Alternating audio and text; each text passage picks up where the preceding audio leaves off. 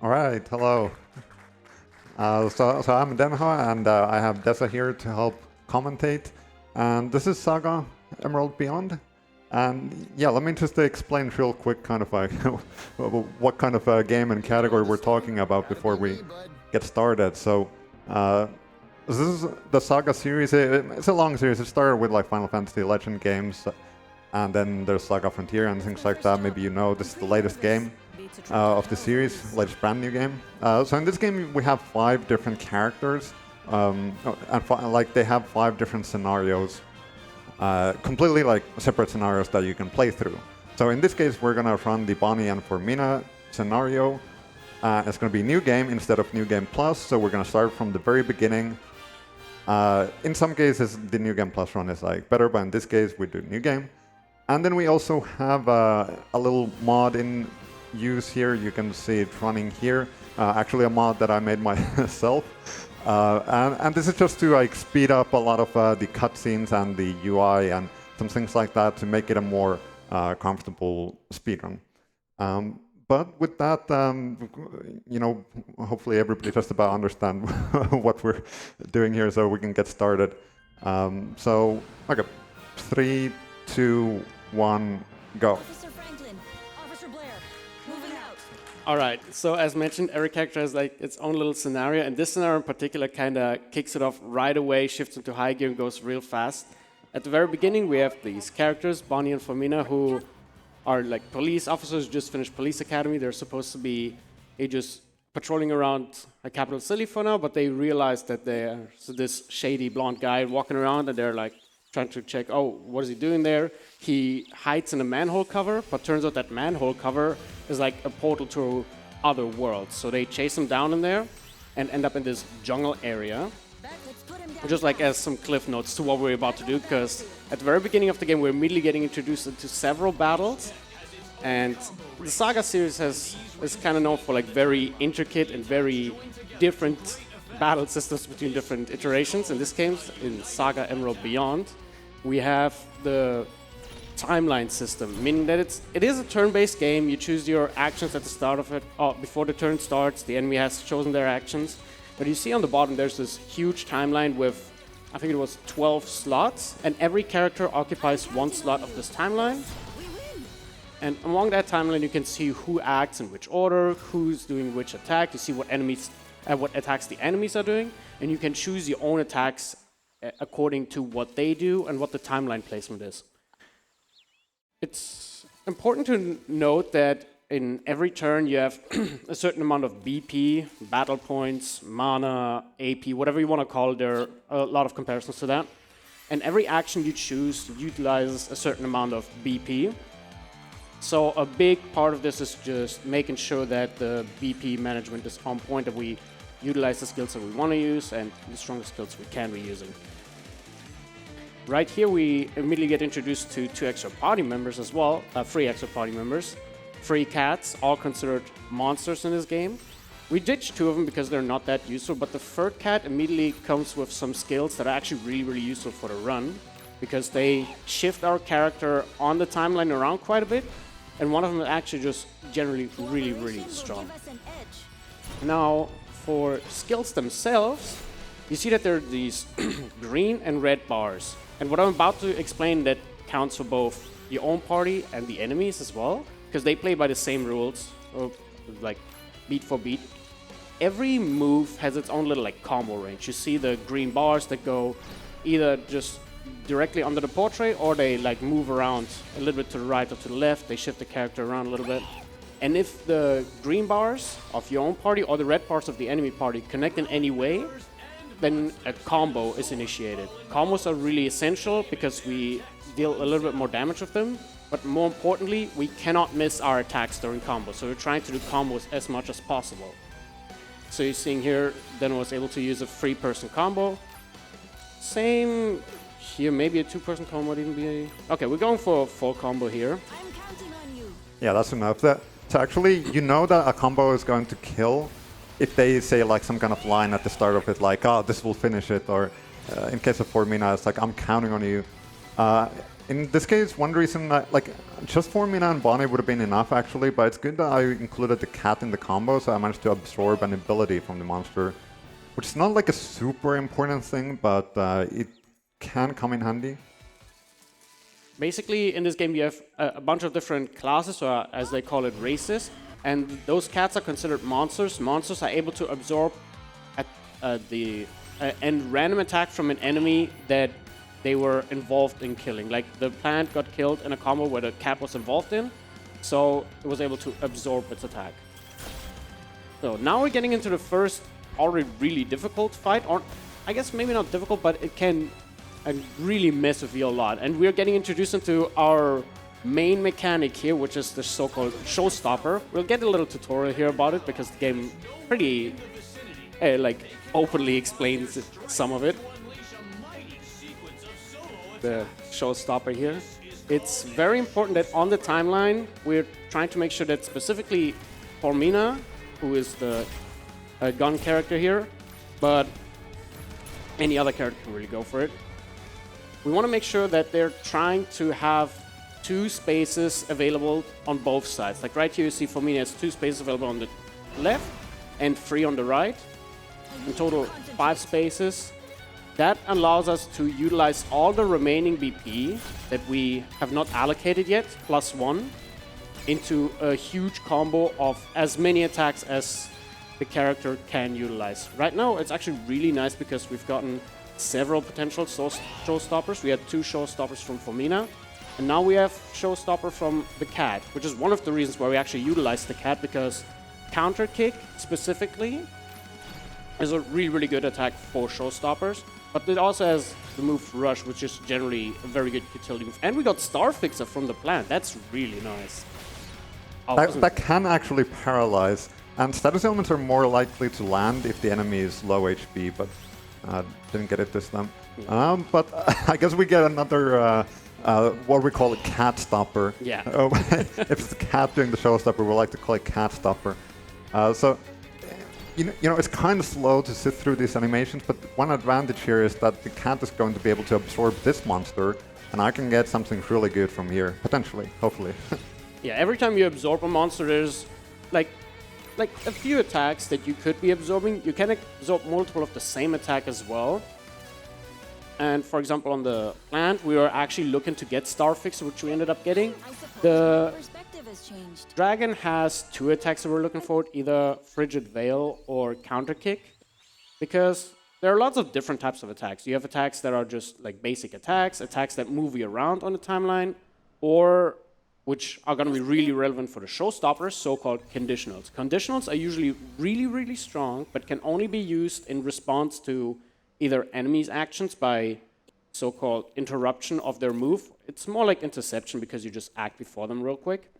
Or other stuff like, I guess a lot of words would be like chain pursuits, actions that allow you to act according to what your characters or the enemies do. Just conditionals, they can't just be used willy-nilly.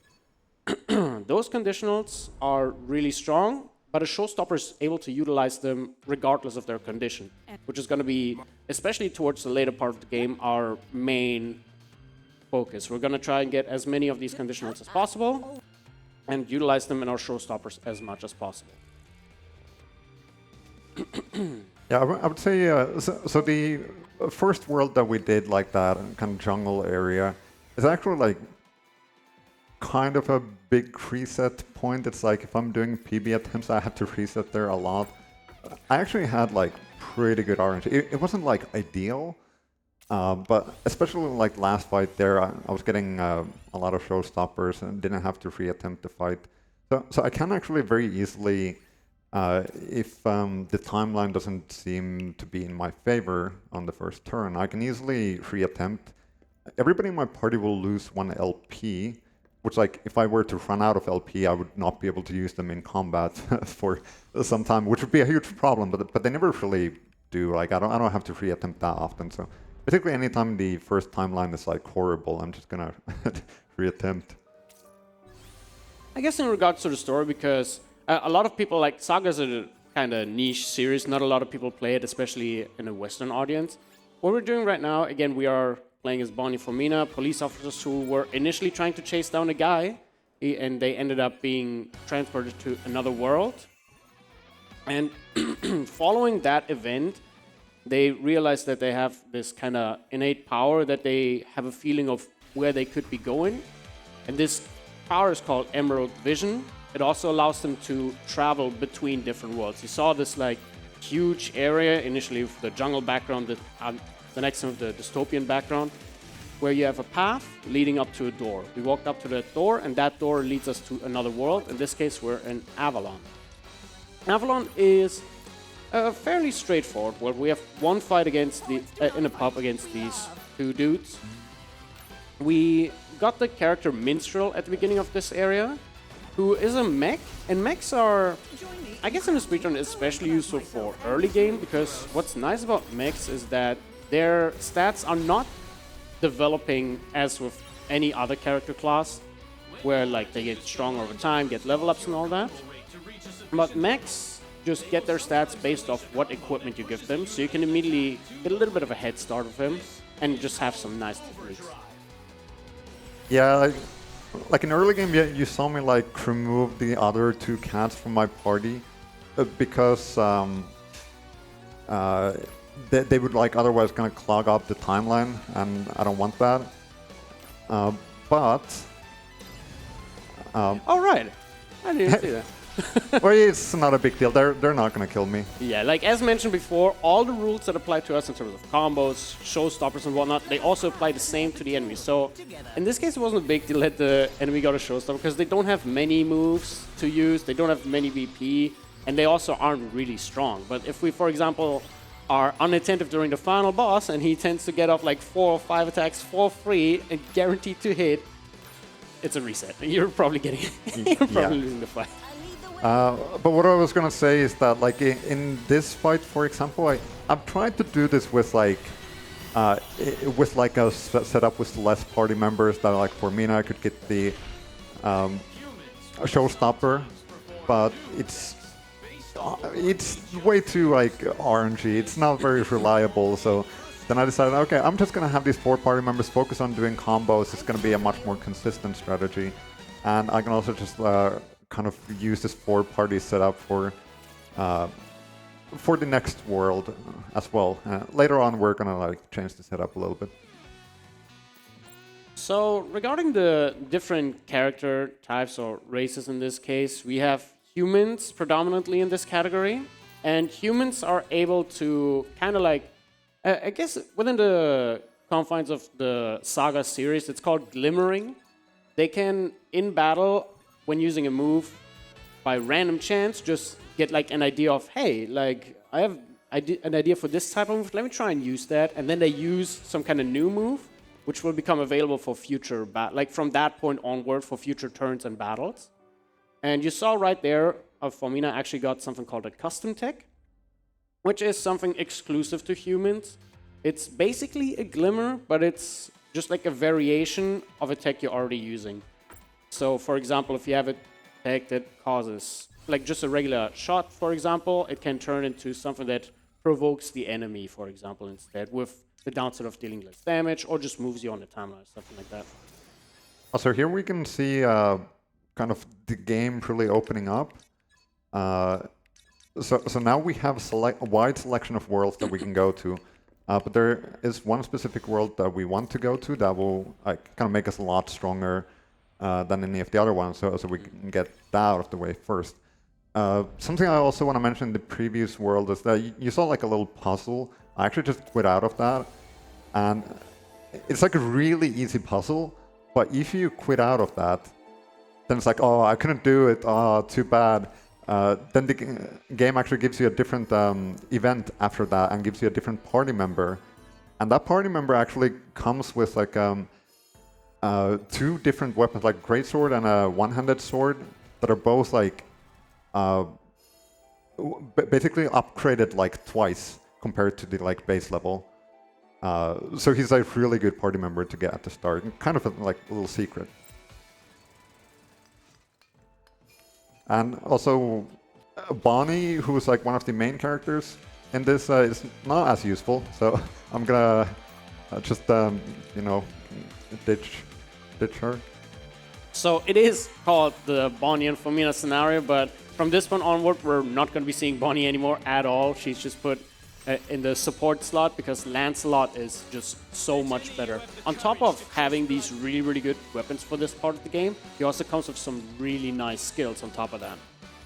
So now in Sync, as this world is called, the whole story of the world is basically you have 4 tribes, 4 factions, all adhering to a different element, and they're kind of fighting against each other. In the game, you're kind of being told like, oh, like I think this tribe is trying to, like backstab me, or I think they're trying to mess with me and all that. And you're playing for this, you're thinking like, maybe he's lying, or that guy's like, no, they're all right. They're all trying to backstab each other. So what we're trying to do, or our role in this, is basically just taking up any of the sides that we're looking for, and basically just following them, trying to make them win. It's not always like, I guess, the nicest scenario if you like actually look at what's happening. Like you are pretty mean to some of these guys and breaking what they have accomplished, but I mean, gotta help someone. And in this case, we have a bat and 2 birds. We try to absorb that bat as well because bats can give us poke or interrupting tackle. Poke is decent to move us along the timeline, but the better move is interrupting tackle because it's a generally strong move. It's also a conditional, like counter kick, which is really, really strong for showstoppers. We see Lancelot getting a showstopper here again, and that just ends the fight. A lot of times showstoppers are either giving you, at the very least, very big momentum in the fight, or they just end the fight. You could also see me complete some trials there that so from the menu you can choose like, okay, I want to try these trials. It's like some kind of like, okay, try to do this during the battle. Like I had some unique trials for getting a 200% combo rate and dealing over 100 damage in one hit. And those trials actually give me accessories that like give me dexterity and strength respectively, so those will be useful. Correct. So then mention the combo rate as well. I'm going to be reiterating some points just because they're really, really important for the game in itself. So again, there's this timeline at the bottom, and if you line up your characters, so if the enemies line up their characters with the combo range each of the individual moves have, you get a combo. Showstoppers are also considered combos, by the way. Every combo has a combo rate meter, and it's not like exactly, how do you call it, proportional, like 150% of the combo rate meter means 150% damage, but you get increased damage with every single attack. You see now it reached 140%, and there are 2 main points you want to look out for. Oh, you actually cancel that combo, okay. So the main things that we look out for is either getting 150% or 200%, because hitting, I'm going to start with 200%. 200% guarantees the use of something called overdrive, which is like an extension of the combo. A random amount of characters who are involved in the combo are going to then go into overdrive, use a few more attacks, and those attacks cannot be blocked, which is actually really, really important, because most actions put you either into a blocking or an evading stance. Same with the enemy. Like that bat uses poke and it can block attacks coming from before or after it. 150% is also still relevant, because if we hit 150%, which we did here, 153, there is a chance for an overdrive. Yes, 40%. 40% is okay. I didn't actually know the correct number for that. And in this fight, there's another kind of mechanic that we don't really get to use ourselves here. There are spells in this game on top of the regular skills. Spells usually have channeling times, so we saw that guy channeling up. We knew that he wouldn't be doing anything the previous time. Ooh. Wait, this is gonna hit 200% now. Yeah. I think, but I'm pretty sure it's gonna be one-handed tech. Yeah, it's gonna be delayed. Yeah, it is, because I only use one-handed. Yeah. So one-handed techs build the combo rate more in a combo than two-handed. Oh, no! Well, it wasn't 200 anyway. Oh, it's not a big deal. Also, Soul has an instant death chance, and it can actually apply on this guy. So, like, about 10 to 20% at this point. Like I said, the lower the HP, the more likely status ailments are. If I'm really lucky, I just use one Soul on this guy, and he's done. But that's not usually how it goes. Something you saw happening in that previous combo, by the way, is that At the timeline, like you do set up your timeline at the very beginning of the turn, make sure that you have everything set up, but different moves have different effects on the timeline even while they're happening. Like for example, you can delay characters or you can move around the timeline through interrupts or something like that. In this case, what happened is Lancelot glimmered a move, got a new attack, he got Brusque Slice, which has some minor utility throughout the run, but it delays the enemy. And so we retroactively canceled our combo, which only meant that we couldn't get another overdrive in this case. It can be a little bit of a nuisance every now and again if the enemy delays us unexpectedly, or if we like don't pay attention on our setup and we're like, okay, this should work, and it seems like it works, but then a delay comes out and it cancels the combo. So it's not just that you like prepare the combo, you have something set up, and that's what's gonna happen. It's like a lot of the attacks have different effects that you also have to consider while making these decisions for the turns really, really quickly, which is why you're sometimes not gonna be able to catch on to everything that's happening in the run. Yeah, like what this run is really about is that I don't need to try to make like really optimal turn like actions, like choose my actions optimally really quickly. Okay, hold on. No, it's gonna be better if I'm gonna make sure that that spell doesn't go off. Blade is gonna be better, and then, that should be enough. Unless the no, hammer blow should be fine. Yeah, okay. Okay. So, frogs are pretty rough because they have stuns and they have delays. So, like we just talked about, like things don't necessarily always go as like it seems at the start. That's especially true with frogs. Fortunately, we can see what the enemies are doing. Yeah, so at the beginning of the turn, when you're starting to choose your actions, you can tell what the enemy is doing in most of the occasions, unless the enemy is using some kind of conditional. Then I guess for a casual player, it's mostly guesswork. But if you know the game well, you know what's going to happen. In this case, hammer blow hit the cat, so it stunned the cat. I'm even in the formation where I have stun resistance. Oh, you already changed your walker, I didn't notice. Okay, but that's a little bit lucky at least. That kind of saved me from getting a hit there. They're only using hammer blow, that's kind of lucky. So they have another move called Amphibian Assault, which both delays and has a stun chance. Also, it's stronger than hammer blow. It's just, in all accords, a worse move for us to witness. But so far, they have been pretty tame. Yeah, honestly, pretty good. Also, I unleashed one of my monster abilities from the cat now. So that's going to make space for more abilities. So now I could absorb this, which isn't necessarily that much better than what I already have, because I already have counter kick, which is like one of the good frog abilities. But Unleash also, it makes the tech stronger when you use it. And it also makes it that I can't miss, and it only costs 1 BP ever to use it. So it's basically a very nice trade-off for cycling through some of the moves that you won't really have too much use for anymore in the run. This will make a terrible poem. Alright, yeah, that was nice. That could have been much worse. yeah, there's still one more fight left in this world, which I would say is like the hardest one. Yeah. Well, the frogs sometimes really give you trouble, but overall I would say the last battle here is going to be the hardest one. So something that's going to become really relevant after this world specifically, and I'll start talking about it right now because it's already had a little bit of an effect. This game, or many SaGa games have something called Formation, which means you can arrange your characters in a certain way. It gives them a certain position, which means some hits only hit like every character in a line, or only the front row character or something like that. And they also have some extra bonuses in this game. Like, for example, you can have higher attack, defense, or lower attack or defense as a trade-off. And Warcry specifically is a formation where every character gets stun resistance, which is why it was unfortunate that Cat got stunned in the first place. But one character at the, I think in this case in the front, or in the back, it doesn't really matter, but one character, in this case Formina, gets a bonus that allows her to use 1 less BP per technique. And the formations we're using in this run are really chosen purely because they give us BP reduction.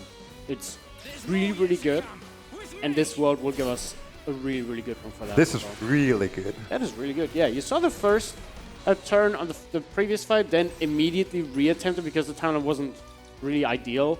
Yeah, I was a little scared. Like, it might have been fine, but I was like this could end badly if I get unlucky here.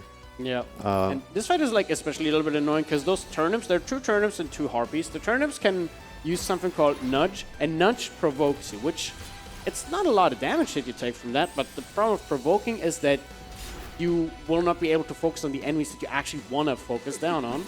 And those harpies can be really problematic, especially because one of their conditionals is called Dance of Feathers, which I think it actually kills your characters if it happens, right? I don't think anyone survives that. At full HP they might. Maybe, but it's really, really strong. So we're probably... The final Yeah. act approaches. Oh, Oh, this is already that's enough. it? Okay, I'll be getting 1 absorb here. Okay. So if I'm lucky, I get the Dance of Feathers. But I'll take anything. Basically, like, the more conditionals I manage to get on my cat, the stronger the showstoppers are gonna be. And to be honest, I don't really know, like, depending on what kind of timelines I get, it might be, ideally it would be Formina doing the showstoppers, but that's not always gonna be the case. So then, Lancelot is not too bad at showstoppers. And then if I get a lot of those conditionals on the cat, then the cat is actually going to be a powerhouse. Yeah, like we already have Starfixer, we got Frigid Veil from the Dragon, which is really good. Well, I got rid of Starfixer Oh, you- because it's it costs 4 BP, so then it's like That's not very efficient for a showstopper. But we turned that in for interrupting tackle. So far we've actually gotten the best moves we can, and we don't know what we got from the Harpy yet, but we'll see that in the next world. What we're doing now is we leave the world, and every world has several endings. You can approach them in a various amount of ways, and you're going to have different things happening, but ultimately there are going to be like 3 or 4 endings to most worlds. And what happens in this world is you basically help the fire faction from start to finish, and in the end they're all kind of banding together, and you're allowed to choose one of them to go with you. We're going to choose the fire guy, who originally was used in a run, but is mostly used because the formation we get is suspicion. I got it right this time. Speculation. No, I didn't get it. Dang it. It's speculation. And speculation is absolutely crazy, especially for showstoppers. It has 2 slots with BP reduction 1, meaning we're going to put the Cat and Lancelot in those slots, so they use 1 less BP per attack, which 1 is the minimum, by the way. You can't be using 0. That would be crazy. And the middle slot, which is where Formina is going to go for a crazy tax, is BP minus 2, meaning that anything that costs 3 BP or less, which are usually already kind of strong attacks, only costs 1. And if we then get a showstopper, nothing survives. Except for maybe the final boss if it's not at full HP. And the downside to speculation, there we go, is that every formation has a way of how they generate BP. Most of them just generate BP as turn passes. Some of them actually generate BP as you use like interruptions and all that, or all kinds of conditionals. Speculation generates BP by defeating enemies throughout the fight. So if you're fighting a single enemy, like a single big boss, something like that, we're never gonna get more BP throughout the fight. We're gonna keep 4 BP, which is not that much, honestly. Gives us up to 5 attacks and a showstopper. But on fights with extra enemies, it means that we'll be seeing a lot of BP and really big showstoppers. We're also seeing then upgrading weapons here. We have every character has 2 weapon slots, and Formina is using a one-handed and two-handed gun. Two-handed guns are generally just strong and good for showstoppers. One-handed guns are where we get most of our conditionals from that are really, really strong. Our heal slash, that's not terrible, I guess. It's not Dance of Feathers, but... Well, this was definitely not a good showstopper. I got Blind, which is a 3 BP move. That's well, not bad for like the last tech, because last tech like kind of doesn't matter how expensive it is. Oh, let's just try it again. Let me see if... no, I actually you cannot get... Yeah. Yeah, it's like sometimes you want to like get rid of some of the techs by unleashing them, but then like in the like current turn it would kind of be inconvenient to use. So for the showstopper, it's important. I did say like you need to have vacant space to the left and to the right. It needs to be 2 spaces, but it doesn't mean that it just needs to be free. Like there need to be 2 spaces. If you're getting pushed into the first or second slot, it means you're not going to have enough space on the left side of the timeline, which means it's not going to be showstopper right now. I mean, he's using conditional, so that's fine. It's a blunt interrupt. I'll remember it this time. Yeah. So sometimes it's like, okay, because there's a blunt interrupt happening, let me like, not use smash because it has blunt element. But then like I forget about it by the time it's like the cat's turn and use rush and I get interrupted. Okay, So that's maybe enough. Oh, I'm pretty sure. Wait, slice. Wait, which move is slice? Oh, brusque slice. Oh, it's not. Oh yeah. Never mind. Sometimes during the entire run I don't even get brusque slice, but now I have it already. Yeah, you got it really early to mess up that combo. Yeah. So the way the interruptions work is that there are 3, I guess, physical types: slash, blunt, and pierce. Pierce is usually like gun attacks, for example. Oh, not right. I guess. Yeah, I did not pay attention to that. No, I was thinking like, oh, if that's gonna happen, if I'm gonna miss that, it's gonna be so dumb. And of course it didn't happen. Yeah, then set himself up for failure there. He used Rush, which is a move that delays the enemy, and the cat was right next in the timeline to the spider. I keep calling it Omega, like from Final Fantasy, just because it kind of looks like that. And Rush delays the enemy, so they swapped places in the timeline, which interrupted the combo retroactively, meaning that Formina was now able to miss, which she did. I like to say that no combo equals miss. Like, yeah. Especially in the speedrun, it's like, I swear, like every single time I'm like, oh, please just hit. It's not gonna hit. There's also enemy combo with 150% equals overdrive, even though it's supposedly 40%. But if the enemy gets that 40% chance, it's like 200. All right, so this fight is generally not super bad. We have a lot of text on Lancelot in this case. You want to be able to utilize a showstopper fairly early just to make sure. Ooh! I don't get this every day either. A quick shot? I've not seen you get that at all. What should you do? That's nice. I'll take it. It's an interrupt, which I think I tried to explain 2 times at this point. So interrupts there are 3 physical types: slash, blunt, and pierce. And different interrupts react to different types of moves. So for example, there are slash interrupts, blunt interrupts, and pierce interrupts. Every enemy has only certain selection of conditions. Usually it's like 1 interrupt and then 1 reactionary move, like a pursuit, a chain, or a counter. And that spider mech, that Omega thing earlier, has a blunt interrupt, meaning that we want to make sure to not use blunt attacks, especially not combos, because he'll intercept those. And interrupts are generally really, really strong. That's what we're looking out for Formina to be getting, because with interrupts, they can be used in showstoppers, and showstoppers are... Oh, wait. No. Wait, what are you... Now I'm like trapped in here. I need to go all the way around it. The direction of the sand in this world is random, so I was kind of hoping that I would go conveniently, but instead it went like as bad as it could. Yeah. I had to go like all the way around the world. In this world, you basically just... it's a world that was... beforehand, like a normal world, but someone opened something called Pandora. We don't know if it's a box or whatever, or at least it's not this close, this early on. It's like kind of what you're trying to figure out too. And that Pandora caused everything to be covered in sand, and now we're trying to figure out what is Pandora and how do we fix this. And on this mission, we're also fighting these guys, these robots. There are 2 blue robots and 1 gray robot. The gray robot we usually take down first because his HP isn't that high and it's really easy to get rid of that. Yeah, as long as my character's hit here, I think I get the kill. Well, actually, getting so far. Okay, nice. good. Okay. The problem with these guys, especially the blue... Oh. I'm gonna do nothing. Yeah, so conditionals don't apply if you don't do anything. They cannot counter you if you don't do anything. They cannot interrupt you if you're not doing anything. And specifically, the conditionals of these guys are really scary because they can be using the Mice Disc. And the Mice Disc, similar to Minstrel or Mech earlier, is a potential instant kill. And as you might have guessed already, like if there's a chance for that to happen to us, it's gonna happen. It's a pretty high chance on Demise Disc. Yeah. It's a similar, the same animation as Saw, which we were using earlier as well, but Saw you can use like at will. Demise Disc is a conditional, so typically conditionals are stronger. Yeah. And what basically happens is if you don't pay attention and they're using the my sticks several times, you're just going to lose real quick.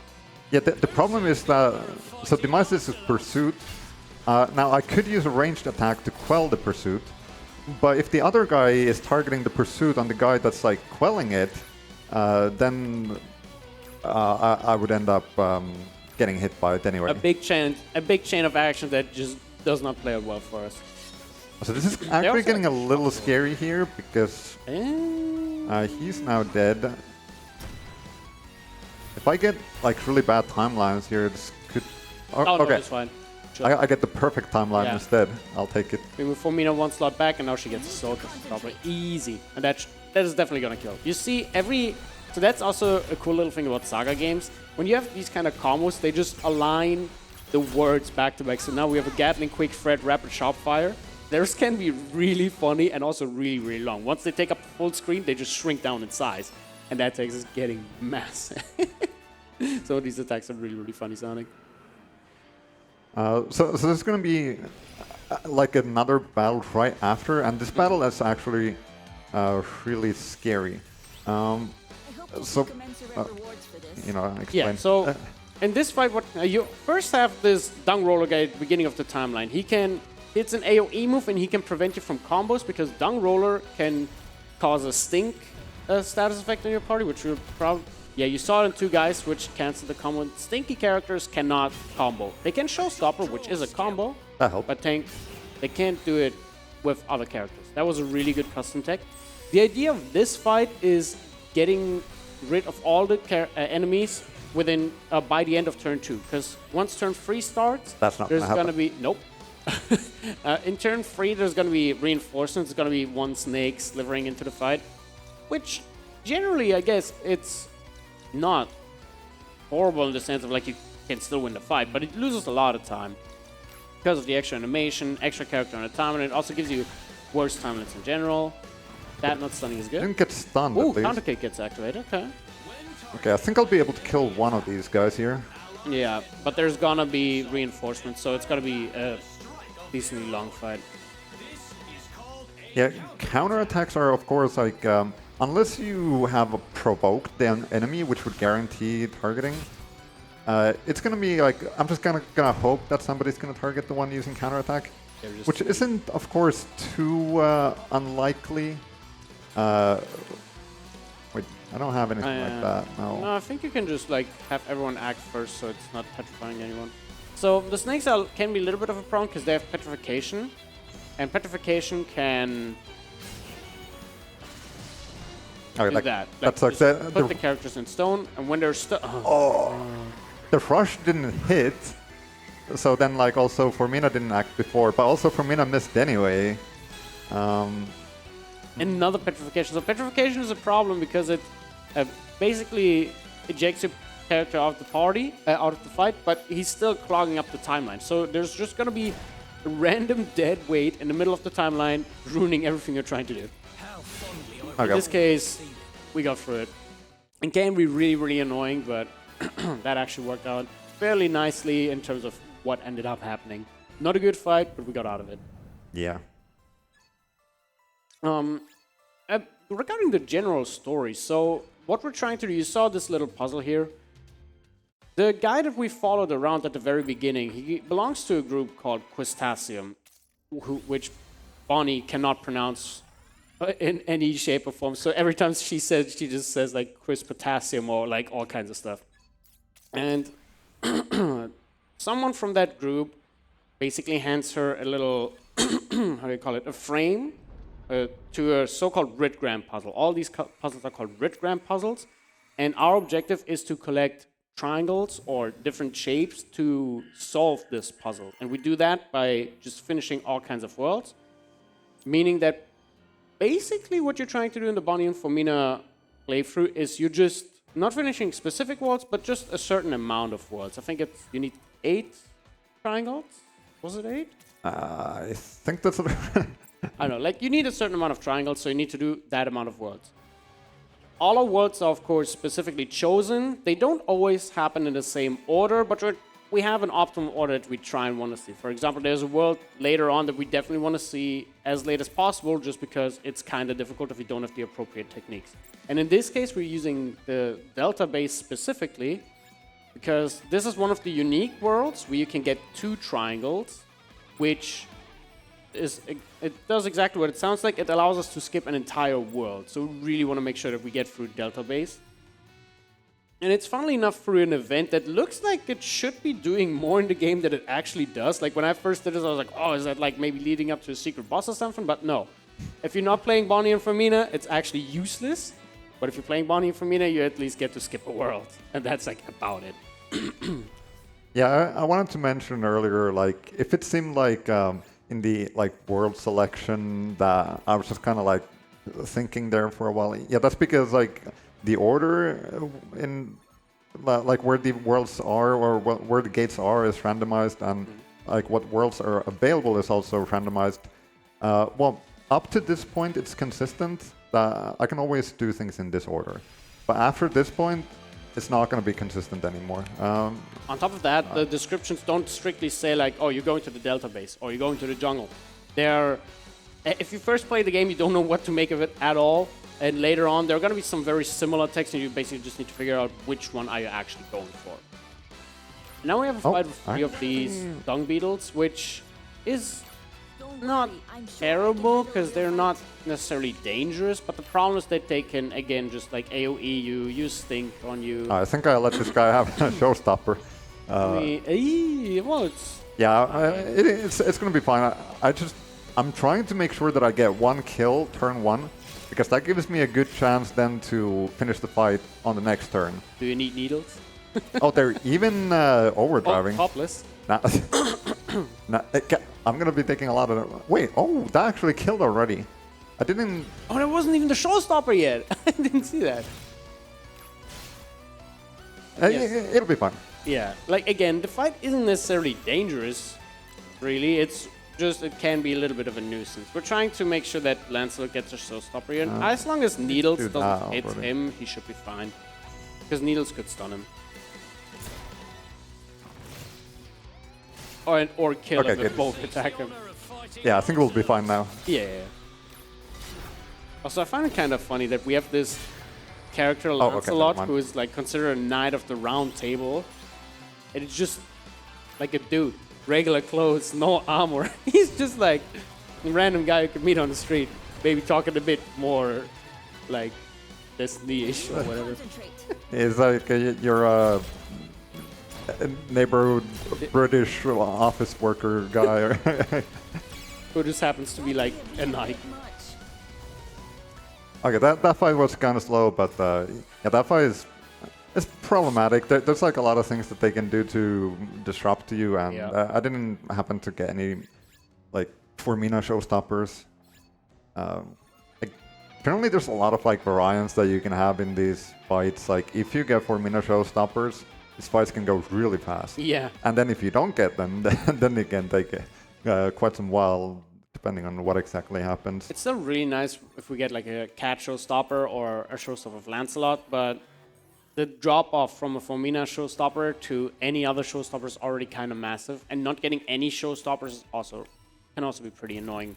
So our goal is really just to work for showstoppers, especially because our formation is kind of chosen for that specific thing as well. Because we have very low BP costs, so we can just line them all up. So in this Delta base, what is happening is basically there are 3 factions, a red, a green, and a blue division. They all do their own research because it's like a very highly developed society here. And they've figured out a lot of things. They are researching like teleportation and all that. A lot of them have been alive for a gazillion years. And what we're trying to do is we're basically helping each of these guys a little bit. We help the red division first twice in a row, so we can be done with their stuff. We do the green division, which we did their quest, and now we're doing that one thing that I described earlier, which seems a lot more important than it actually ends up being. Because we free this guy, and if you played a few scenarios before, you're like, oh, it's a blonde guy. He looks like the guys from Crustaceum. That guy is surely important. Like, he was frozen here for millennia. No, he just leaves, and in this scenario, he also gives you a triangle. Like, that's kind of it. And after that, we're also going to be helping the yellow division, because depending on which order you do them in and what you choose at the end, there are different endings again that you can get. And our goal is to get the ending with the yellow division, mostly because it's a fight with not that many enemies, and like it's just going to be one enemy, and it's not that terrible of a fight, but it's not a slow thing. For example, on other divisions, you would have to do multiple battles, or you'd have to run around way more. We just always try to go for the fast. Green Division is like very comparable. It's also only one battle. Technically, it's an easier battle, but it has more opponents. It's 3 enemies in the fight, so that means that it's much less likely to get showstoppers, and it's less likely to finish the fight in like 2 turns. And now you're going to be seeing a lot of these very difficult puzzles. Generally, when I played it casually, we keep calling them like puzzles for like 2 to 6-year-olds. Like, depending on difficulty, it's like, oh, that's a puzzle for 2-year-olds, a puzzle for 4-year-olds. There are going to be some which are absolutely like silly. Like this one, you literally just put the thing in, that's it. On the other one, you at least had to spin the tile. Like, yeah, that requires some brain power. And for this one, I actually need to move the tile slightly. Actually impossible. And the fun part is that even though they're so ridiculously easy, you can still quit out of most of those, and that will at the very least give you different dialogue, sometimes actually give you like a different branch of the scenario. Like in Avalon earlier, the dark city that we were in, it was also really easy puzzle, which required like 3 or 4 inputs maybe, because we had to turn one spot and one tile and put the other one in. But quitting out of that really easy puzzle gives you a character that's exclusive to that world that you'll barely be seeing otherwise. And now we're fighting Omega again, or we're about to. But this time, like a boss variation of that enemy. But I think the moves are actually very similar, aren't they? Like he also has Divine Might, he also has a Blunt Interrupt. Yeah, well there's also Beam of Destruction. Right, that's like his unique kind of thing. So more puzzles, by the way. And for these, there's 3 puzzles where you don't need to do anything. I guess it's just used to like kind of visualize that okay, you're like connecting the circuit or something like that. Yeah, a lot of these ritgrams are just completing shapes that are in this world, because the ritgrams are actually, it's not even, depending on the world you're in, it's not even that you only have this visualization of these triangles, but some of the worlds are specifically like saying like, oh, there are these triangles, we need to put them in a certain shape. So these things are actually like the locks or the circuits or just the gates or whatever that you need to complete.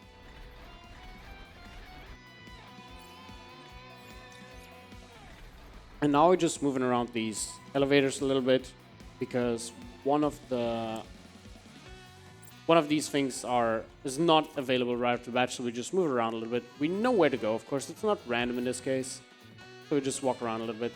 All of this is done because, I guess story-wise, this Yellow Division guy transferred his consciousness into this Omega machine, or Orichalcum Skeleton Specimen, and now we're trying to kind of slow him down a little bit, so now we can fight him. Well, It starts with a conditional. We can get his Cat Stopper instantly if we don't start with Blunt. That is. So Cat Scratch, probably? Yeah. A strong foe brings satisfaction to both body and soul. Sure, Lancelot. oh, okay, well. Oh!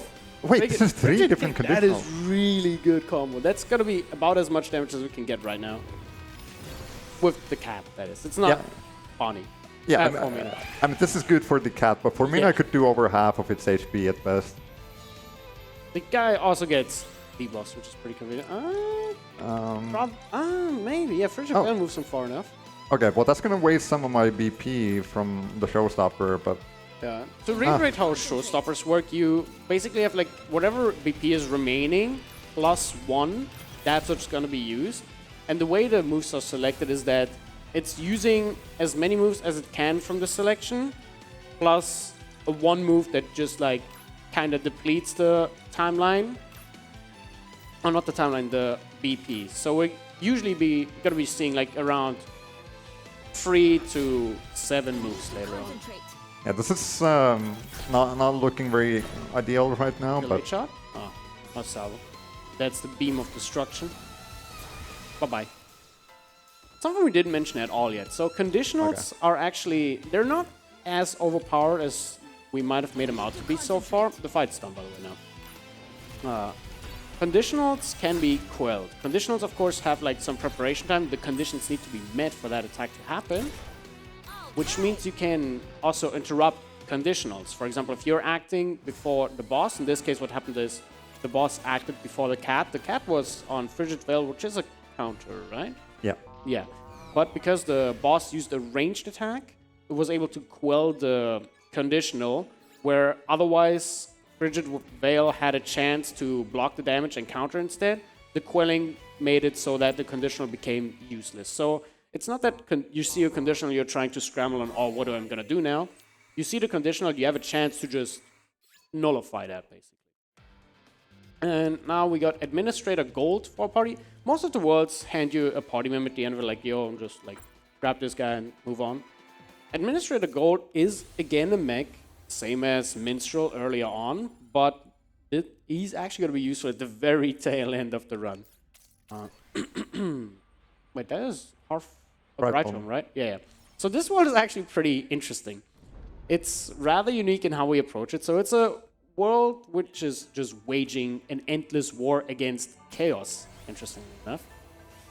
And what's basically happening is you have this guy who constantly summons in warriors from other worlds, which is actually relevant in one of the scenarios. It's where you start in one of them. But in all other scenarios, you just get summoned in, you're like, oh yeah, what's my role? He's like, oh, your role is Seer, and then you're, as a Seer, just... The idea is to conquer chaos, but what we're actually going to do is we're going to eject everyone out of the party except for Minstrel. Mechs, again, the stats depend on the equipment, so we're going to absolutely remove everything. He's going to be left with 90 HP. And mechs have the downside that, or in this case, upside actually, if they don't do anything, characters usually have a blocking stance. Mechs don't do that. So we're basically using this Minstrel as a punching bag to get beat up 8 times by all these different enemies, because it doesn't matter whether you win or lose these fights. A lot of fights have these like alternate conditions similar to the Ritgram puzzles. And in Brightroom, we lose 8 battles with Minstrel, and then we're just like, I mean, we can kill Chaos anyway, so like, let's do that. It's way faster than actually finishing these battles. I don't know if you're getting more battles if you finish them, but just winning takes way longer than losing. Yeah, it's the same amount of battles that you would do either way.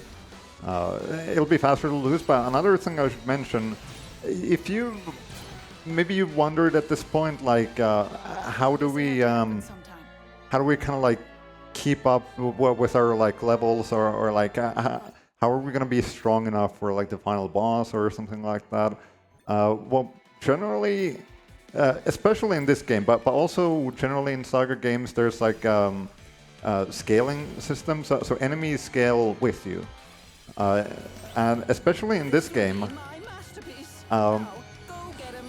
like if I just don't do a lot of battles during the run, then the final boss is just gonna like it's just gonna match my level, whatever it is. I mean, there is like kind of a formula where it's like some kind of like it'll be at least this strong kind of, it'll be like higher level than like the general battle level. And things like that, but either way, like we don't really need to worry about grinding or anything like that. But one thing to note is that winning battles does increase battle rank. Losing battles actually contributes to reducing the battle rank to some degree. I'm not exactly clear on like exactly how the formula works, but basically by losing these battles instead of winning, we're keeping the battle rank down instead of increasing it. And that's only really going to be an advantage for us, because if you're going to be increasing battle rank, then you would want to also get stronger. Because like when the enemies are stronger, then that gives you the opportunity to get stronger too. You'll be able to glimmer more powerful techs, and you'll find better materials to get better upgrades for your weapons, and you'll be like more likely to increase your stats and things like that. But considering the like amount of battles that we do in this run, and the amount of materials that we collect, and amount of time there is to glimmer anything, it's really just going to be better to keep the battle rank as low as we can. So the route is really just to like do as few battles as possible, and if we can lose a battle instead of winning, then that will be preferable. And that's something I really like about SaGa games. Like, I kind of recently got introduced to the SaGa games with a remake of Romancing Saga 2 that came out last year. And SaGa games really just, as mentioned, they don't force you to grind or anything. It's not like, oh, I can't beat the final boss because I'm necessarily too weak or something like that. This battle rank mechanic that is prevalent in most, if not all, the SaGa games just balances you along the way. And it doesn't work like in FF8, where you just like, you get stronger, the enemy gets stronger. It kind of tends to look at like how you're doing. Like, they figured out a way to balance it not just around your stats, but around how you're doing in these battles. It doesn't look at the battle like, oh, you finished in 2 turns, you're like way too strong or something like that. For the most part, at the very least. But it kind of looks at what you fought. Did you win? Did you lose? A lot of it. Yeah, I don't really know like how it determines it. I was kind of thinking of like doing some research on that, especially if I'm like thinking of shrouding like a platinum trophy speedrun kind of or something like that. I would definitely need to look into that in that case. But I do know at least that having your party members fall in battle means that it's not going to like increase as much as if like nobody in your party like dies and you win. In that case, it's going to increase more. But yeah, it definitely takes like multiple things into account, and overall this game is like very tightly balanced. You can always expect like a very kind of balanced difficulty. Is this the one-turn death on this fight? Yeah, that's... I've never seen that. I've not seen you get. You probably saw it a few times, but it's like... I don't know if I've actually ever seen that. That's pretty Really? unlikely, because like those guys, they can just choose not to do any offensive action. Yep. Especially the werewolf has an action or a condition that he likes to use where he protects the another enemy, and the slime has something where it can just buff its defense. Usually you see some of that happening, but in this case we actually just got annihilated immediately, which is really good. On top of that, they're not necessarily strong either, so even if they both do something, not much is going to happen a lot of times. And now we finally got beat up by Chaos, so it's time for payback. We're now going to be fighting Chaos, who, given how we did in this world, we again have like a certain way the scenario played out. And in this case, Chaos is represented as a tree. That kind of works. Hold on. Yeah, this is not that bad. So this fight can be a big nuisance because the werewolf protects these guys a lot of times. The turnip, as earlier, has the potential to provoke you, as well as the tree. It can also provoke you. And it's really... Oh, actually... Don't worry about it. Don't worry. It'll be fine. It's fine. maybe Surely a he'll delay? get rush. Oh, Surely. Oh, delay him. Delay him. Yeah! Oh. So, and that was all planned, by the way. Like, that guy was not about to get a showstopper, and the showstopper surely wouldn't have absolutely annihilated us. And would you look at this? Oh, this is going well. I was having trouble with this fight earlier in some practice, but wow. Is that it? Oh, no. Almost. So, unless you glimmer. Oh! Shockwave too. Wow. Dude, I mean, planned, obviously. I'm just that good. Yeah, so that fight can actually be a really big nuisance because, again, like, you can get provoked, they can protect the other guys and all that. And in practice recently, of course, it might have been because the fight wasn't approached the best way by trying to kill the big threat first, while taking off the little turnip might be the better idea in a lot of, not always, but in a lot of scenarios. In this case, kind of dream fight, pretty much. Yeah, 2 turns is really, really good. 2 turns is the best they can be. And again, those glimmers are random. The overdrive is random on how effective it is. The skill selection on overdrive is mostly random. And in this case, the enemy also only used a move that did not block attacks that came before him, which means if he would have been blocking, he would have not been able to get pushed in the timeline. But because we got rushed, and because he wasn't blocking, he was able to be moved to not be a threat at all. That was really, really cool, honestly. And now we're in, I keep forgetting the name of the world, Vermiglio. Vermiglio, yes.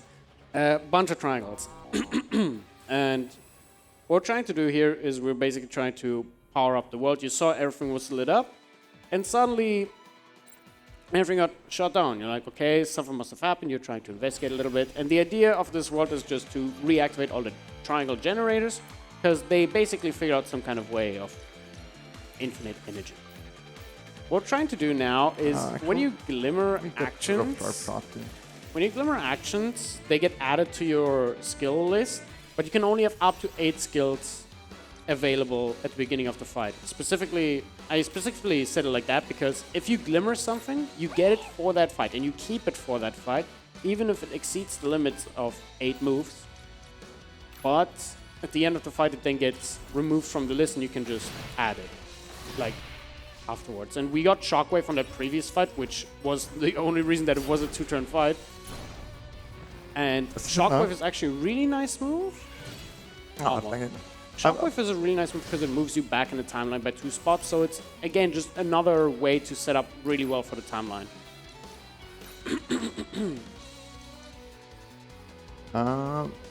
Wait, no, this is Well, not... I mean, if you get this, it should be a showstopper, right? No, but they're gonna move... Oh, right. No, I should have used box shot. Then I would have stayed up there and I'm... Oh, yeah, and that guy yeah. dying. Yeah, actually. I could have done better. It's fine. Like, a lot of times, because you have to decide so quickly, even if you're just looking from the side, it's not always not obvious what the correct turn order is going to be, because there's so many factors to look out for. Try Venom twice in a row is a little bit sketch, but I think you can probably... Like, you can definitely take out one of these. I don't know about the other one. I'll try this, as long as Lancelot isn't one dying here. Yeah. That should finish the fight. Well, he is indeed not dying. Okay, well... I don't remember that ever missing, but I guess it can miss as the same as all other attacks. He definitely would have died if that hit. Yeah, definitely, because those tri-attacks are generally really, really strong. And one thing that happens with progressing battle rank is that as you progress through the game, the enemies themselves don't really change for the most part, but like which enemies you're fighting, I mean, in this case, but enemies kind of unlock more skills. At the very beginning, they only have like cat scratch or like other very basic moves, but as you increase your battle rank by winning battles, the enemies are able to use certain conditionals or just generally really strong moves. So in this case, Tri-Venom is not something you'd be seeing at the very beginning of the run. But they can only use it because it's this world. Well, that on top of that. But you wouldn't really be seeing a lot of dangerous moves early on in the run. The game is, I guess, kind of careful around. Yeah. I mean, you do get like 3 colors of the same enemies once your like battle rank is high enough. Basically, like the way the game is structured, it expects you to do like New Game Plus and carry everything over, and like after like like 10 playthroughs, you might actually be at a point where you're like getting pretty close to like stat caps and like getting the best weapons at that point or something like that. If you do a single run, you only see like a very small amount of what the game has to offer. Yeah, because you really... there's so much more to this than what you see in a run. Even if you do all the characters, there's still going to be so many more scenarios and variations. Even like variations within certain paths that you can be experiencing. I've 70 hours in this game by now.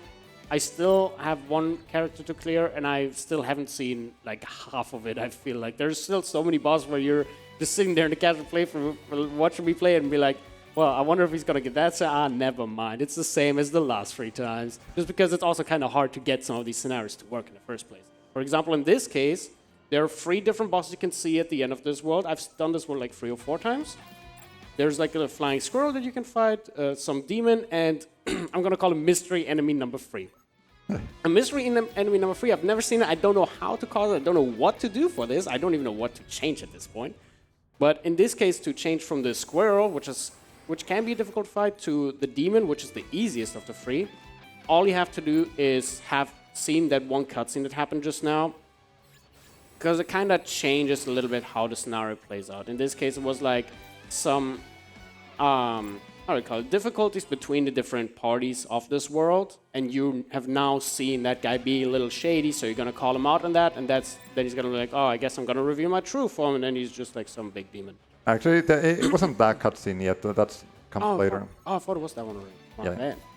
Yeah, well, we'll see if it happens. It like kind of depends on like how this world goes, because there's this like red portals or like the red events, which like generally in this game mean that it's just going to be an enemy encounter. Nothing special is really going to happen, but you can fight if you want. Oh, there's an easy encounter. Ooh, okay. How nice. So yeah. You know what, let me also mention that like the encounters can be easy, normal, hard, or brutal. The final boss is going to be considered a brutal difficulty, but other than that, like usually it's like it's like the kind of secret encounters that tend to be the.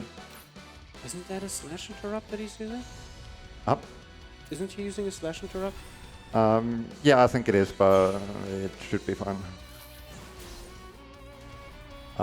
Yeah, we're not gonna see any brutal encounters aside from the final boss, but the brutal ones are really hard when you like run into them like out in the wild. They really are, yeah, especially because it's usually a lot of enemies too, and if you don't know this game well yet, you're usually just gonna get ended at this spot. You're not getting past this. So, in this world, what happens? Those red portals really don't mean much. Is that I did not see that animation. That looks pretty funny. Yeah, that's kind of funny. It just like curves around like oh. Okay, never. So there are blue, red, and green portals. Green portals are like straight up progress or like leaving the world or something like that. Blue portals are usually just conversations, sometimes progress as well. And the red portals are battles. And outside of this world, I think outside of this world, the battles really don't do much. In this world, the whole idea is you're setting up these generators, and then there's these anti-triangle monsters who are able to deactivate the reactors that you're trying to build up or reactivate here.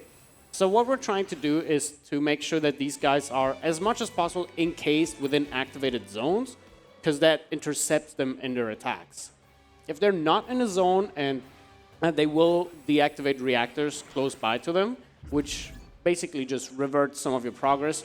In that case, you don't need to really do much. You just go back and reactivate them. But every interaction you do with these generators basically ticks up a counter. And once like 3 or 4 generators have been interacted with, the enemies try to deactivate them.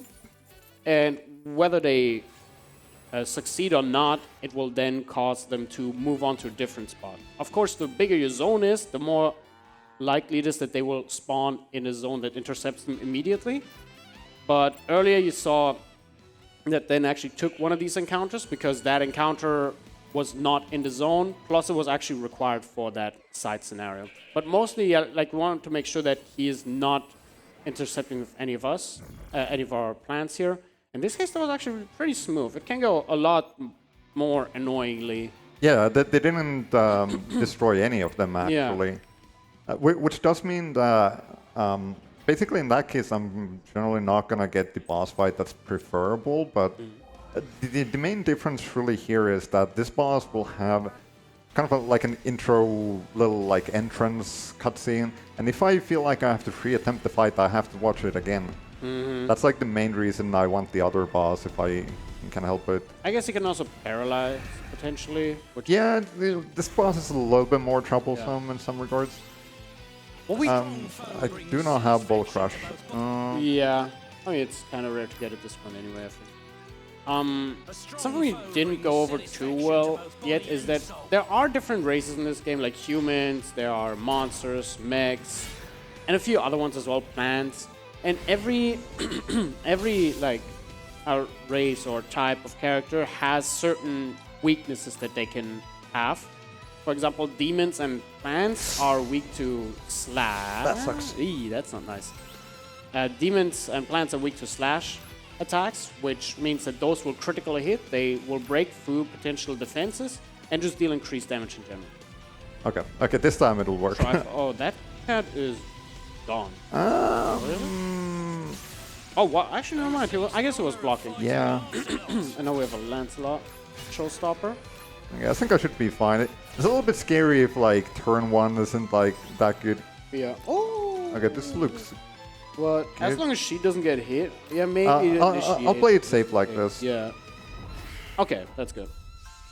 If So I- in this case, we weren't sure whether Formina or Lancelot or the cat gets targeted, and they could have gotten stunned, which would stop the showstopper. So we want to set it up in a way where, even if we don't kill now, we at least want to make sure to get out a lot of damage to make sure that any of them gets a showstopper. Very importantly, actually, regarding showstoppers, there can only be one per turn. So even if all the conditions have been met that an enemy or a character has enough space to use a showstopper, if there already has been a showstopper, like that's it in that regard for that turn.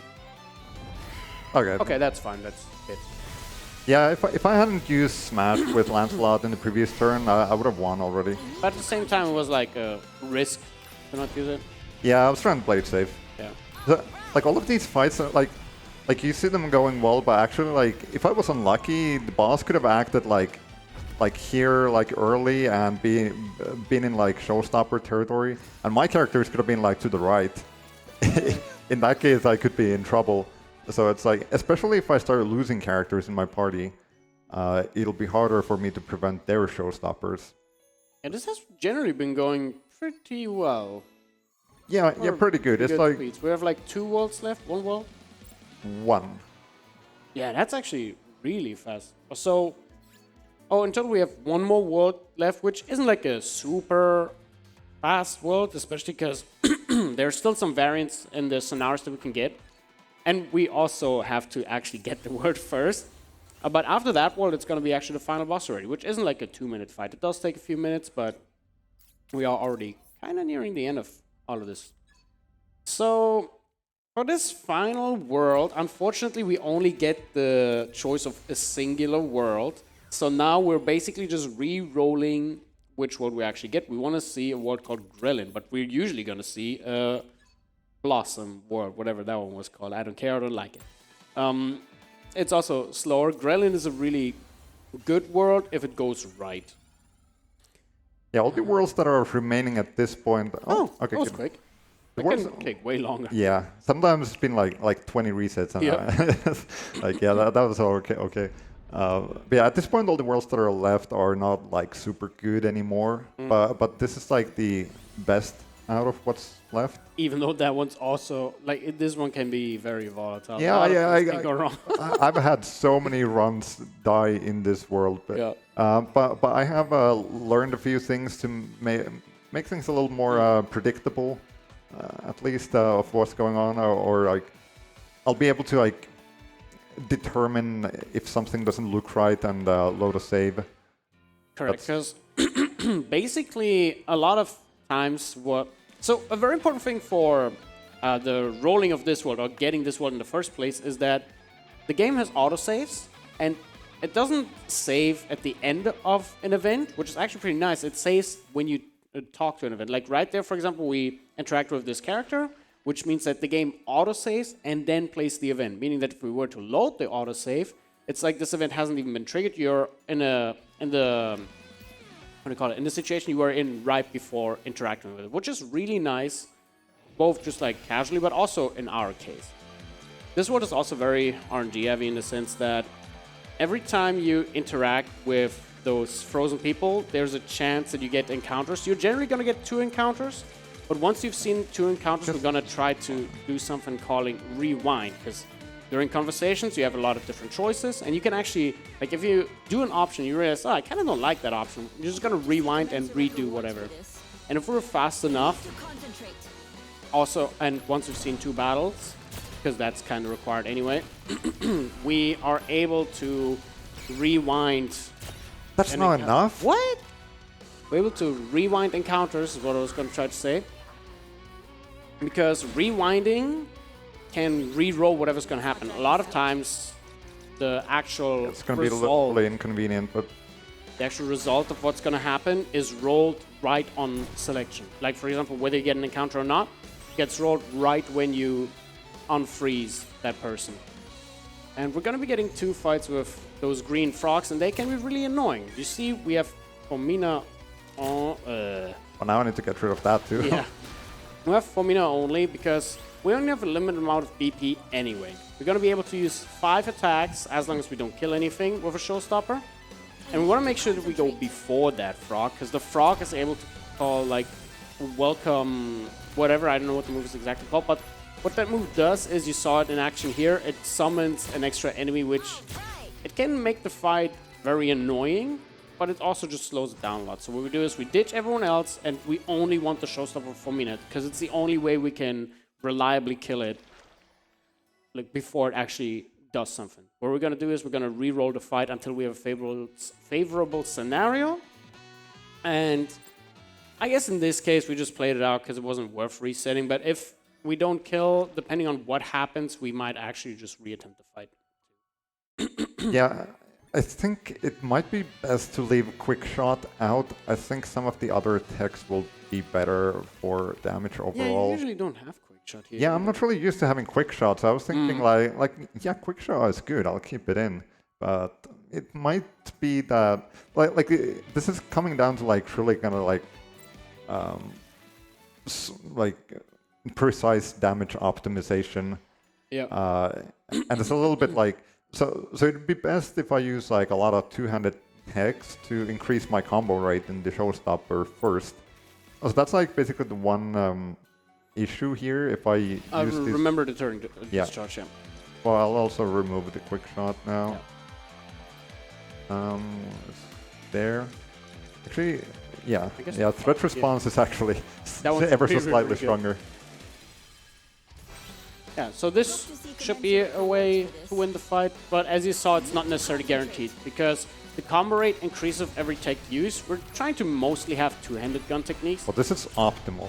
Yeah, because the way it works is the higher the combo rate, the stronger our moves become. It's not, again, like if we see 255%, it doesn't mean that they're 255% stronger or that kind of strength, but it just means that they're noticeably stronger. So what we're gonna want to see is in showstoppers have a lot of preferably weaker two-handed moves, which increase the combo rate, and then the strong conditionals at the end of it, once the combo rate is already high, to make sure that we actually get the kill.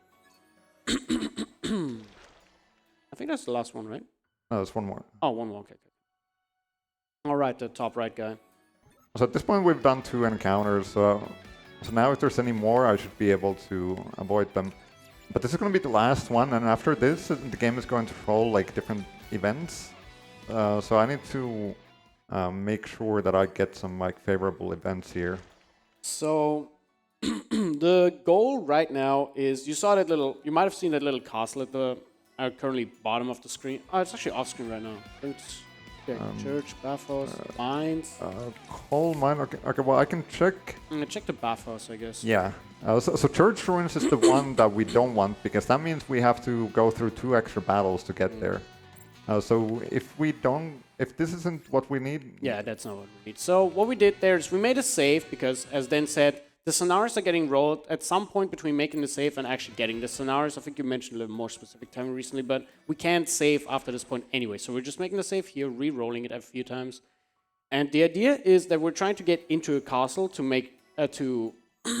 basically try and lift the curse of the final emperor, which is the reason that all of this froze down in the first place. What tower? Watch coal mine.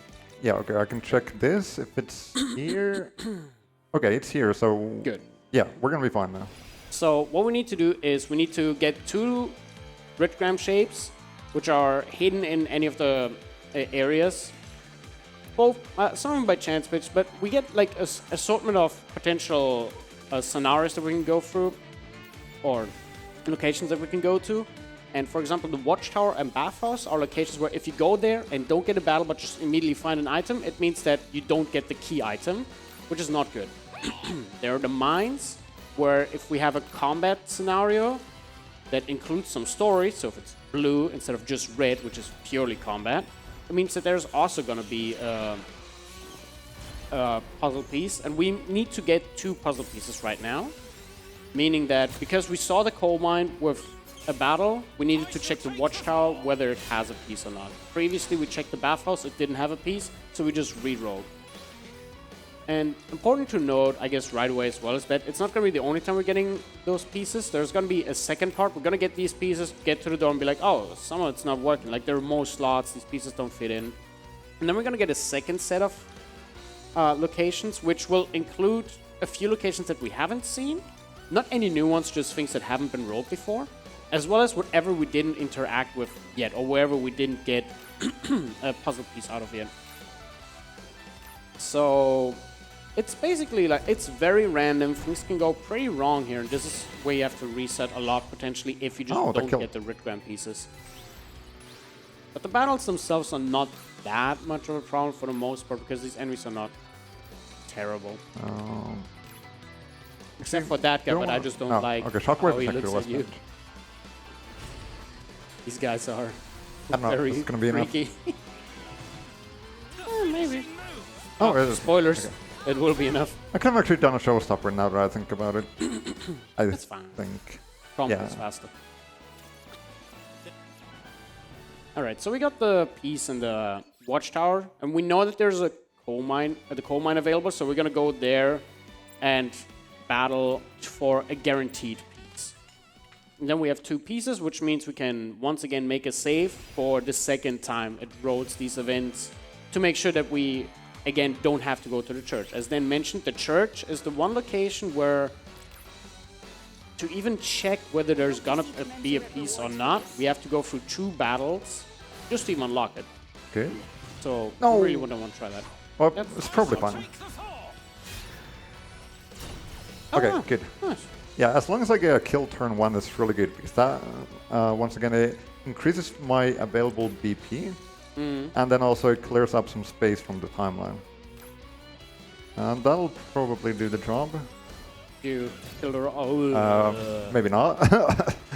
Ew. Now this is immediately kind of sketchy, because Formina is now like very close to dying. Yeah.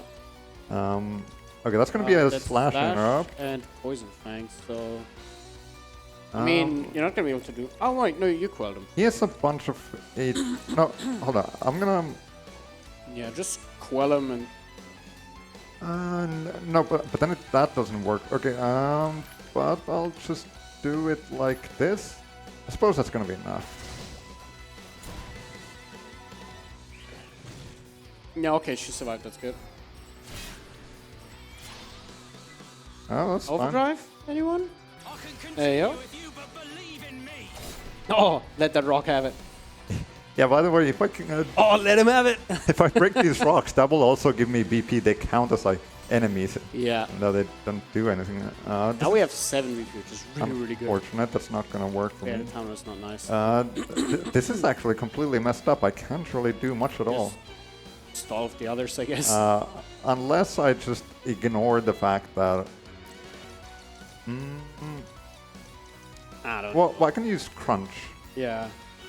Actually, let me get rid of Crunch. I don't need it. I'll just use that for more damage. So we know that the left fake that uses the conditional has a slash interrupt. The problem is that Lancelot exclusively has slashing moves, meaning that we're... that we know that he's not going to be able to get it off a showstopper, so it wasn't even worth doing anything. And this is not nice. Let me consider here. Probably kill this with that. Unfortunately, knee split. Knee split would have been nice. Yeah, couldn't get the showstoppers go off. That would have really finished this, but yeah. I mean, Lancelot versus Boar. Who could win? Find out very soon. Yeah. A knight of the... well, if he conditions you. Oh, and he goes before you. It's a knight of the round table hold. It's a duel now. Provoke? Well, I mean, I don't have any other targets. Oh, wow. Well, here we go.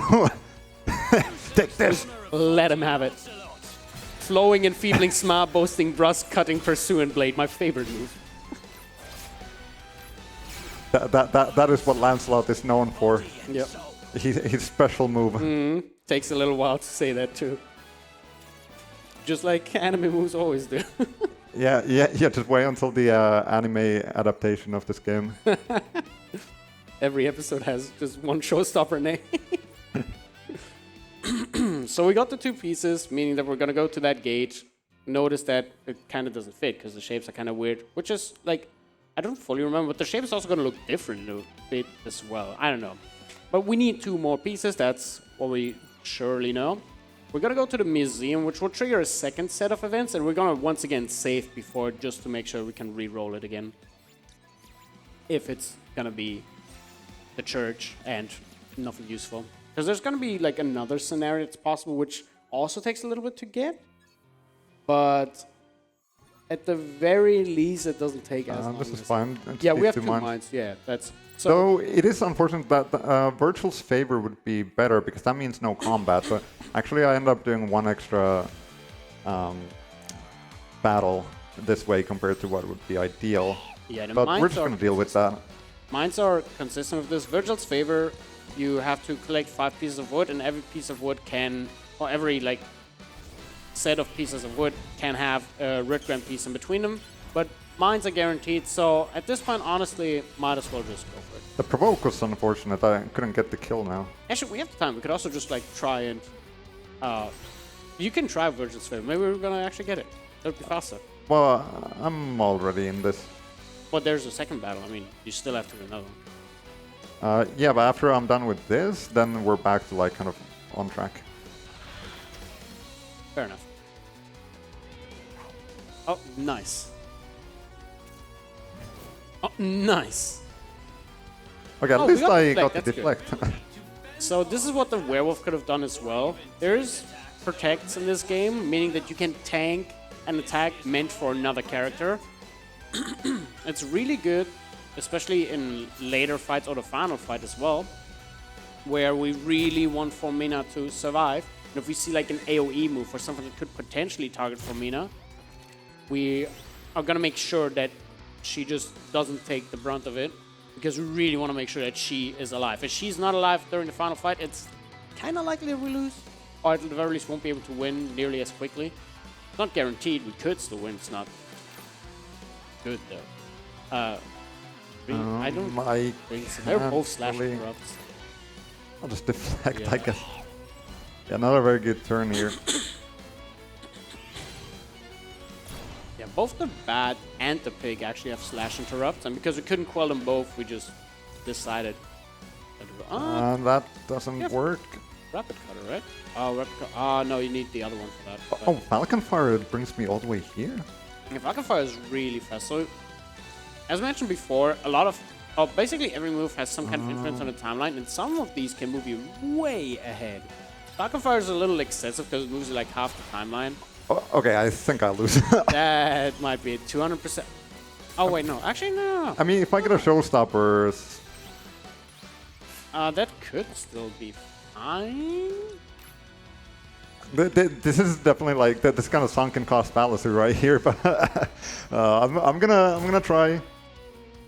Got the evade. The showstopper now. I mean, if you use quick shot, you're gonna. Oh, you don't have the evade. I guess you might have to like buckshot for block chances, or just Yeah, reattempt. you know, okay. Let me actually just go back to this save, and maybe I can battle. This is like really like if the battle goes well, it'd be fine. And now like I don't know if like I might just end up pre-rolling like bad events all the time. Like that's actually already bad. Can you have Virgil and buffos? Thought you have Virgil and buffos in that case. I mean, having 2 RNG events is not necessarily the best. You do want to. I guess it could be in bathhouse. Yeah. Usually that's not the case. Okay, this looks much better. Okay, now let me check Virtual's favor first. Yeah. That's the one I was talking about earlier. You have to basically collect 5 pieces of wood, and each of them has a chance of getting you the piece. I'm not sure when it's exactly. I think like when they spawn, probably. Didn't get one there. They're scattered here, so we kind of have to just roam around this map a little bit. This is exactly why like Grelin is a big problem and why I like lose many PBs here. It's like you have to like keep randomizing the events until you get what you need, and then you also have the scenario of like okay, like this works, but you have an extra battle. So then it's like, do I take it or do I roll for the like better scenario? It's like And then you like, okay, let me just go with this, and then it goes wrong, and you're like, oh, gosh, I should have done the other thing. Like, you know, that's just how it goes here. In this case, we got lucky that the final piece actually did have the piece after all. Otherwise, we would have to re-roll again because we only had one scenario left. But this one will give us the piece, so even if we don't have a good fight, we at the very least will just re-attempt it. Yeah, now we're guaranteed to like just do this fight, and after that we're gonna be done with this world. Yeah. She'll take the fall. Okay, that should kill. Yes, good. This is some enemy sorcery. Ooh, okay. Bull Crush. That's a really nice move to Glimmer. That's a move that moves him on the timeline 2 spaces forward. That's really good for setting up showstoppers. It also delays the enemy, which sometimes can be useful. It's not... a lot of times delays are not really impactful or actually detrimental because you mess up your own combos, but it can be useful. The biggest part is the movement on the timeline, just to set up better showstoppers or even combos. Let me do this as well. What are you unleashing? Heal strike? Heal slash. Yeah. Now that Lancelot is dead, that might actually have been necessary to get this kill. Oh, never mind. Not at all. Well, I guess the Vengeance bonus was enough. Yeah. Yeah, if you have like a party member from your combo dies before the combo goes off, then you get a Vengeance bonus. There are a bunch of bonuses you can have, so it's not only the attacks that give you the combo rate, but for example, as Ben just mentioned, or as you might have been seen now, if a character was meant to be in a combo, dies before the combo goes off, you get a Vengeance bonus. If you defeat an enemy with a combo, you get a Vanquish bonus. And if you have characters joining your combo after it was already initiated, you get a, I think just additional combo bonus is what it's called. Oh, well, that's it. No. Is it not? Oh, I guess. Well, probably. Cat is getting targeted, but I think it'll be fine. No, it's not fine. But now it should be fun. Wait, actually... Yeah, we can just set up 2 showstoppers, and, like, someone of them will get it. As long as they're not comboing, that is. Yeah, I suppose... okay, sure. Let's do this. Yeah, these fights are, like, some of the hardest in the run as well. Because, like 4 enemies, then there's an extra rock blocking your way. And they can stun you, they can stench you, and they have interrupts, and they might be blocking. So it's like, there's a lot of things that can go wrong. Cat kick. But we're past it now. Yeah. So now we only really have the final boss left. There's a little bit left to like run up there. Mm-hmm.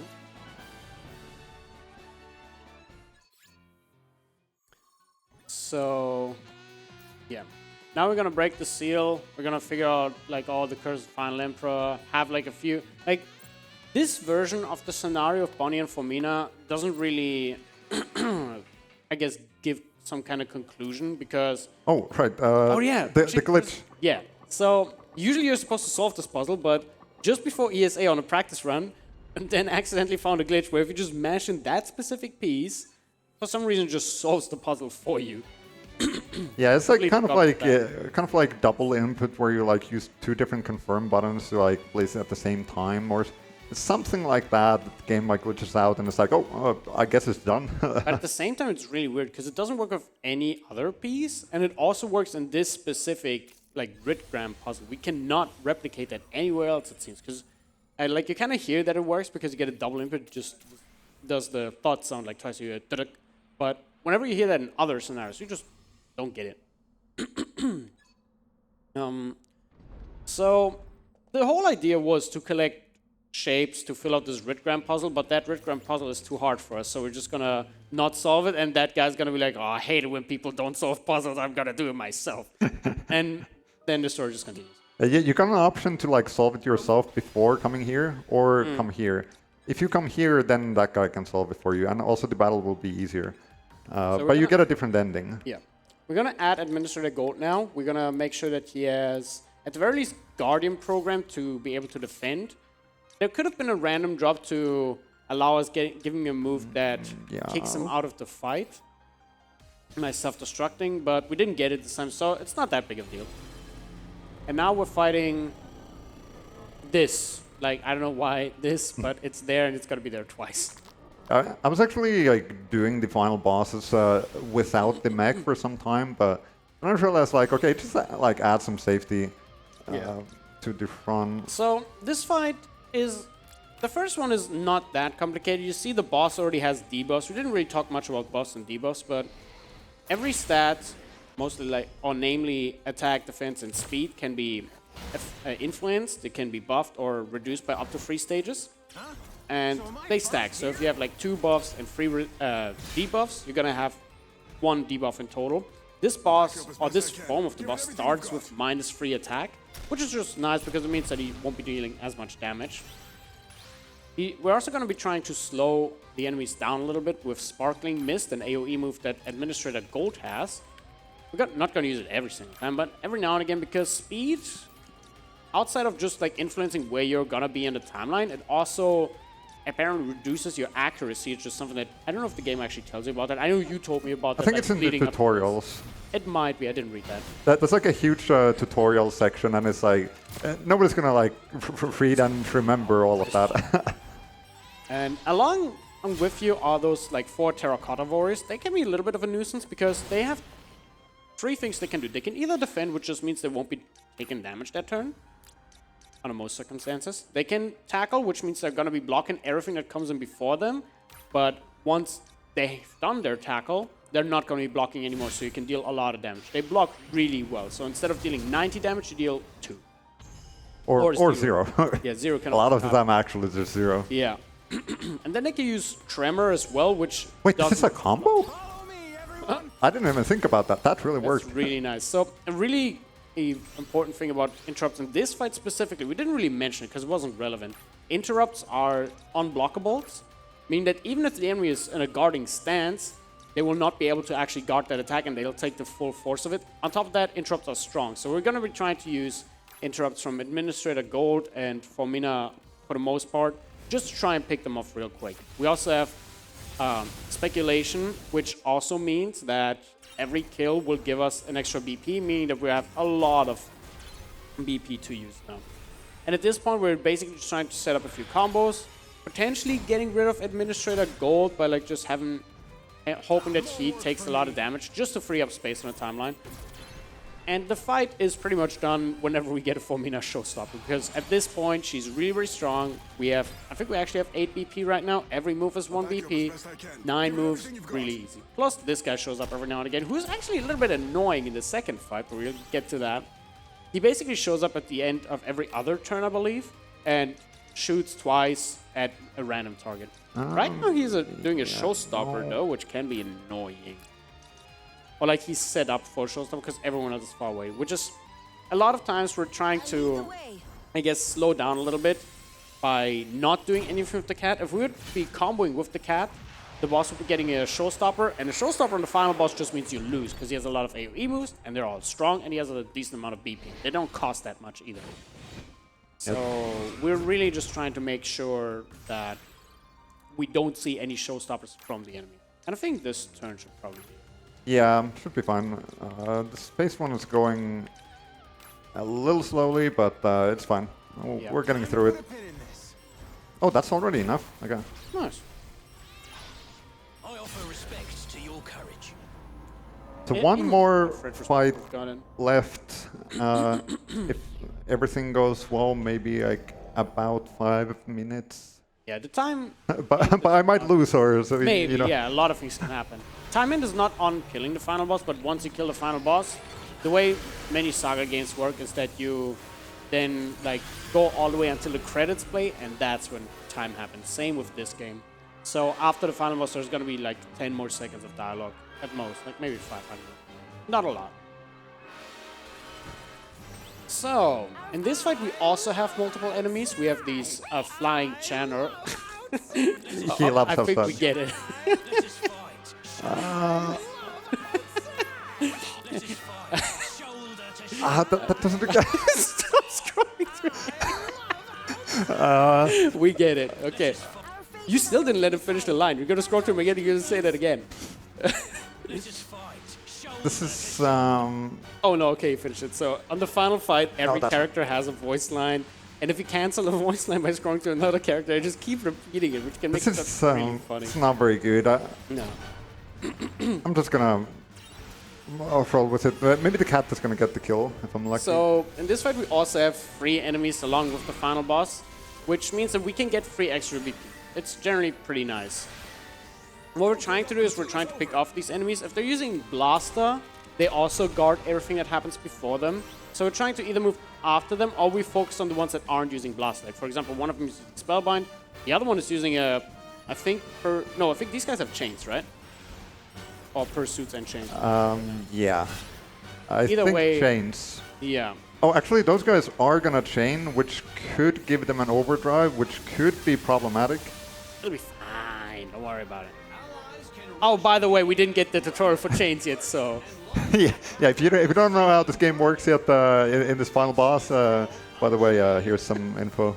In case you haven't figured it out in what would usually be like a 30-hour playthrough. 174.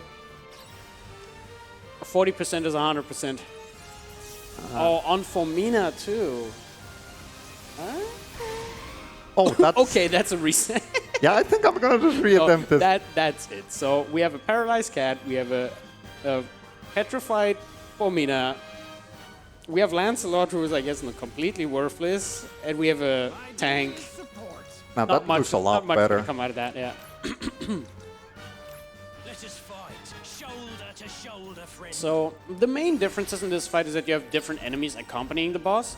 The boss also doesn't start debuffed. He's at a normal power right away. And he also has a few extra moves that are way more timeline focused as well. Like he can, for example, attack everything that comes before him or everything that comes after him, which you'll see when it happens. Like if it says like rear, heat, wind, or whatever, that means everything before him gets attacked.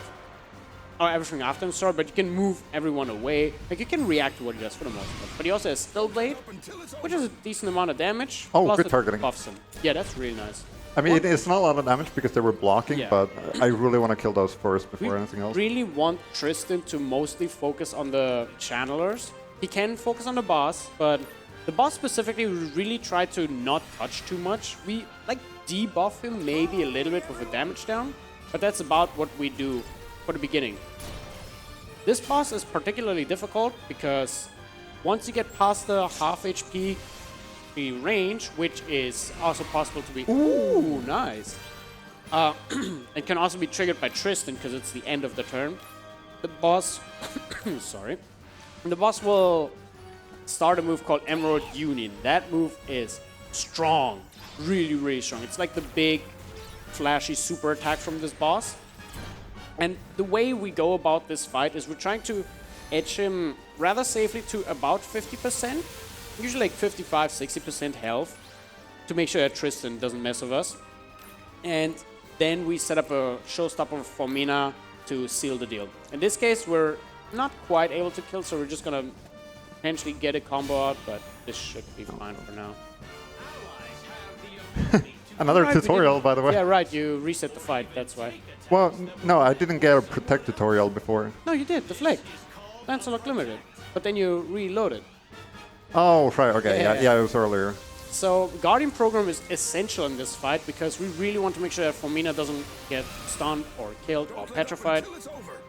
So we use Administrator Gold as a literal tank here, as he is, just to make sure that Formina is safe. This is not ideal. I guess just Okay, not that one. at least he can't get a showstopper. I'll debuff a little more. Yeah.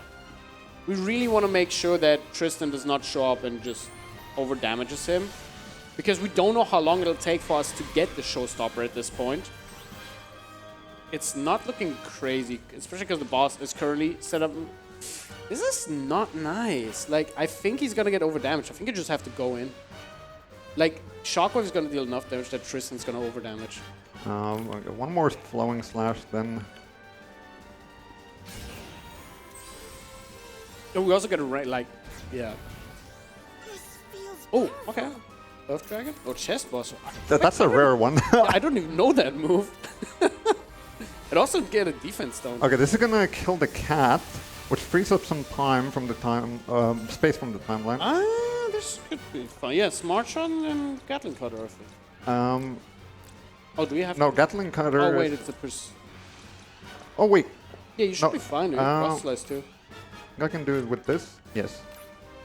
Okay, so now we're set up for Formina Showstopper. You see Lancelot still next to Formina, but we use a chain, which moves him all the way to the back, and that should be the boss fight now. Buckshot chest cutter. Okay, wait, this does not look very good. Wait. Oh, no, it's going to be fine. Okay. Okay, that was closer than I thought. That move almost messed with you because it uses too many BP. Yeah, I was leaning back already like, it's done. Got a little scared there, but, you know, we got through it.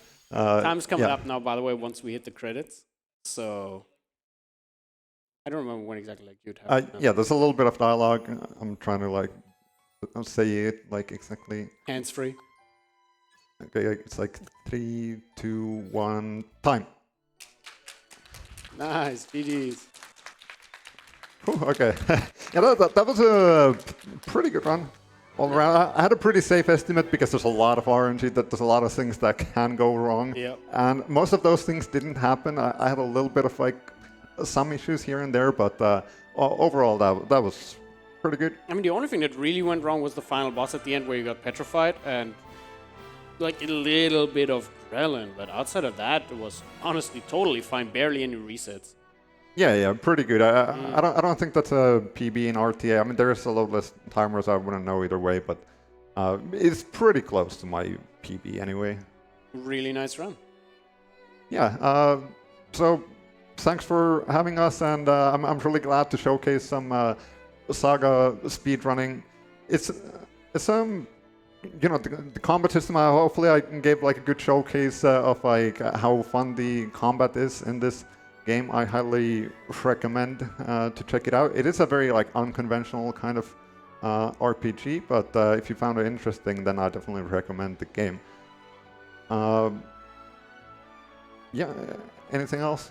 I guess like if you're interested in SaGa speedrunning, there is a Discord. It's Yes. not like, I guess it is active in the games that are actively run at the time. Like people are definitely going to respond if you have any questions, but there's a lot of SaGa games. Even if you don't like Emerald Beyond, there's very likely going to be a game that has a combat system that you like, because again, SaGa is a very like it tries something new every single time, and none are really like the other. There are going to be some similarities, but ultimately the combat systems are vastly different, and figuring all these out is pretty fun. And maybe there's one of them that you like.